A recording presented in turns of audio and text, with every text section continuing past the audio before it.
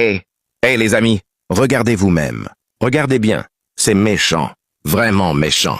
Tout a été révélé à ce pasteur. Et au même instant, il voit encore des esprits en train de tourmenter cette femme enceinte. Oh Jésus-Christ, quelle tristesse. Son cœur se serre. De grandes ténèbres entourèrent la vie de cette femme. Une obscurité profonde. Au point où, lorsqu'elle croisait le pasteur, elle semblait complètement envahie. Il s'approche doucement d'elle, avec compassion.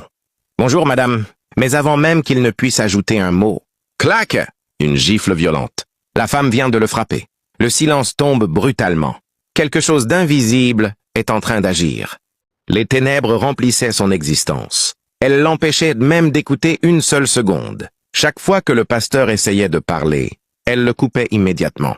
Il insistait, mais elle l'interrompait encore. Et soudain, elle le gifle de nouveau. Une deuxième fois.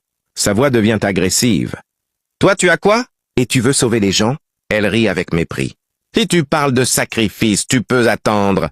Laisse-moi vivre ma vie. » Son regard est dur. « Tu n'as rien? Tu es juste un tonneau vide. » L'atmosphère devient lourde. Mais derrière cette colère, il y a un combat invisible. Le pasteur veut sincèrement la sauver. Il voit sa détresse.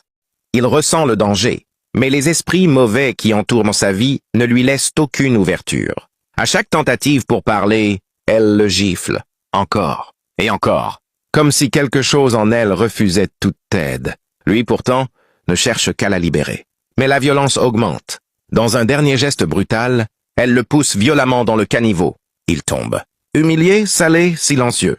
Et sans même se retourner, elle reprend son chemin. Comme si rien ne s'était passé.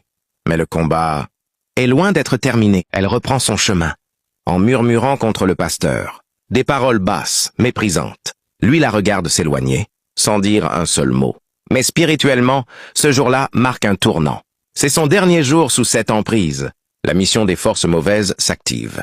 La femme méchante commence à l'attaquer spirituellement, une oppression invisible. Mais cette fois, elle ressent tout physiquement.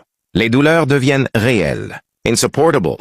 Regardez la méchanceté de certains hommes envers leurs prochains, une cruauté sans limite, un cœur devenu dur.